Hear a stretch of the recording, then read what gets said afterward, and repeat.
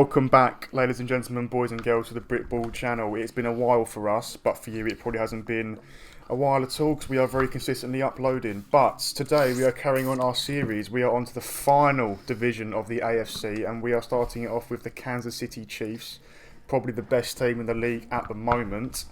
Hate them because they are going to create a dynasty. They're going to be very boring, and it starts from the draft. And unfortunately, they have hits very much often in the draft, as you're about to see. But before we get into the video, you've got a little warning. Yeah. Right. There's no easy way of saying this.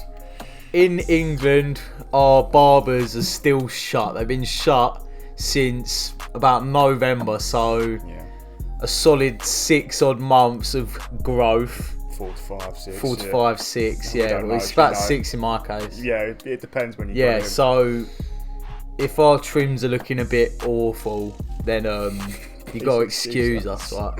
Also, if you're watching this, you're most likely not subscribed. Yes. And a sub will mean a lot. We're only a small channel so far, so hit that sub, we'll love you. Let's get into the video. So, as this is one of the teams that have traded out of the first round quite a lot, we thought we'd explain why they don't have picks in certain years. So, we'll run through this quickly. 2019, Frank Clark trade, vital piece to their defence. Fair enough. They had no first round pick in 2018. They traded up actually with the Bills to move up and pick Mahomes. So, their pick the year after got given away too. 2016, they traded out the first round. Nothing really glamorous. Yeah. No. And then we move on to Clyde EdwardsHelaire, which you I'm covering. Yeah. Or do you want to cover it? You want to cover Fisher, don't you? Yeah, alright. Yeah, alright. Go for it. You go for it. And you're a lot more opinionated about this fella than I am. Yeah. So, Clyde EdwardsHelaire, as some of the commentators say, I really liked him going out of college. I remember there was odds for the first running back to get drafted, and I always liked Hilaire, and he was always great odds, but I never put the bet on in the end. But that aside, very good coming out of LSU. There was some concerns about his speed, but he was like a little bowling ball really. He just kept going.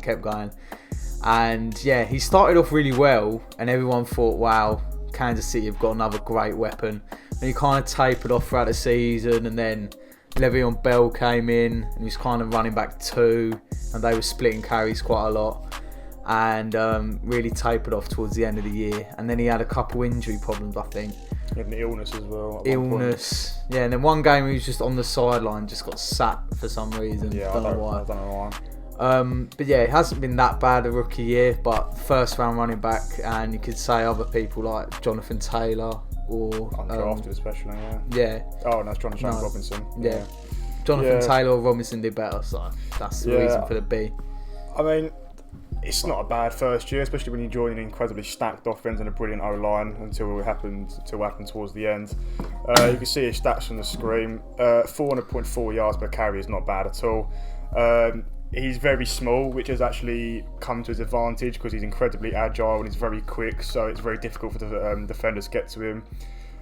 He was thrown into the starting lineup because Damian Williams opted out, but apart from that, he's had a very solid start to his NFL career, onwards and upwards. Patrick Mahomes, the heir to Tom Brady in the NFL. I think there's no shadow of that. He might even be, some people are saying he's better than Tom Brady at the moment. I'm not going to get involved in that. But since he's entered the league, he has been incredible. He's got a record of 38-8, 114 touchdowns, just 24 picks. He's got a QB rating of 108.7 since he entered the league. He's incredible. He's got a huge arm for the deep ball threat. Incredibly mobile to move in and out of the pocket. He doesn't really let pressure get to him at all. He improvises if his O-line lets him down, which is very rare because he's incredible anyway. And in the Super Bowl loss, I think it's fair to say that he has got an incredible amount of passion for the NFL because everyone around him crumbled apart from him.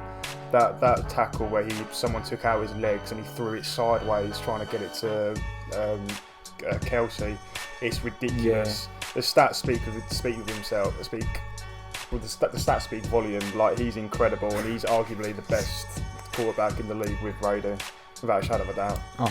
Yeah. If I was the Bears GM, I'd be killing myself. Oh God, I forgot I think about it was Pace. I think Pace was still the GM back then.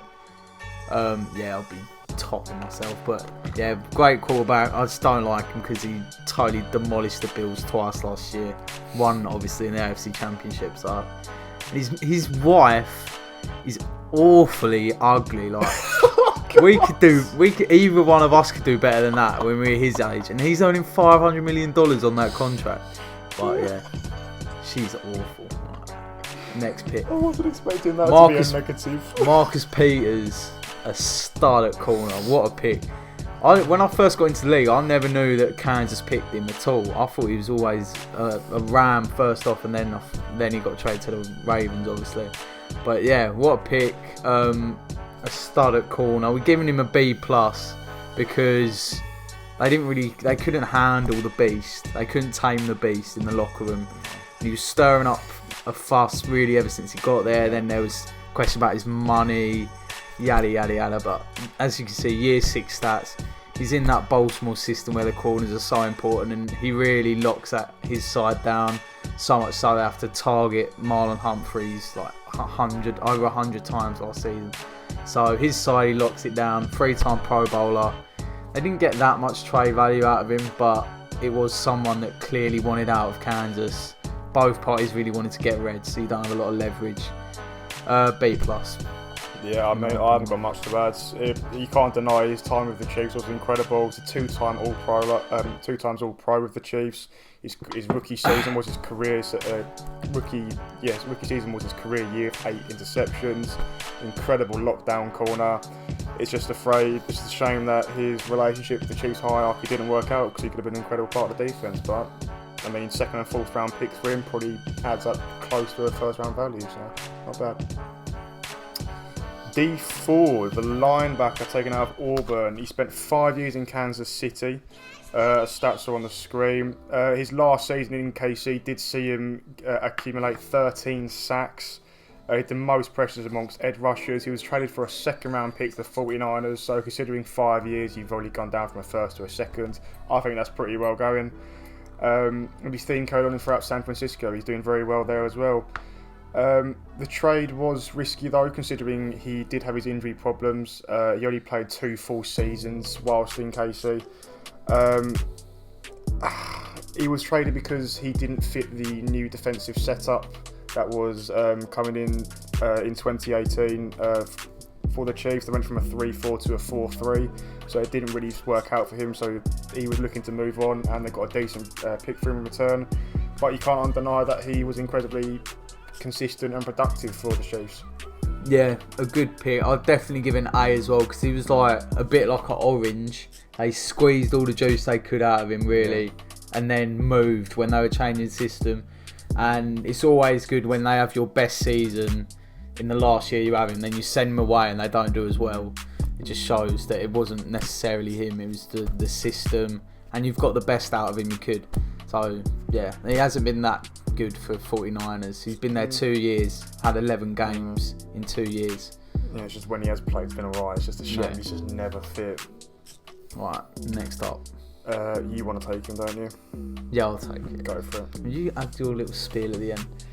Right. So now we've got the 1st overall pick in 2013, Eric Fisher. This is a bit of a polarising player, I think.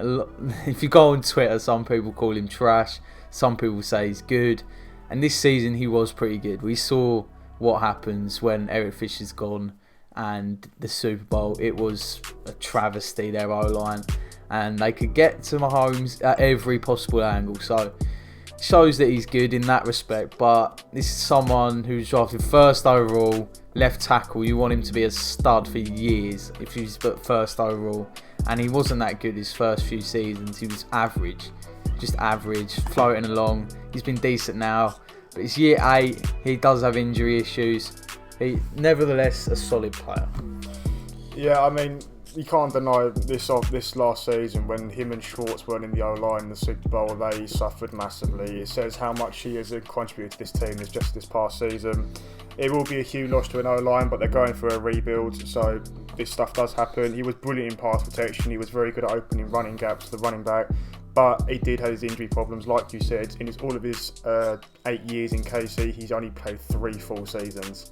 So it is an issue, but I think it's worth someone taking a punt on him. He's still an incredibly talented player, just needs to stop being unhealthy, to be honest.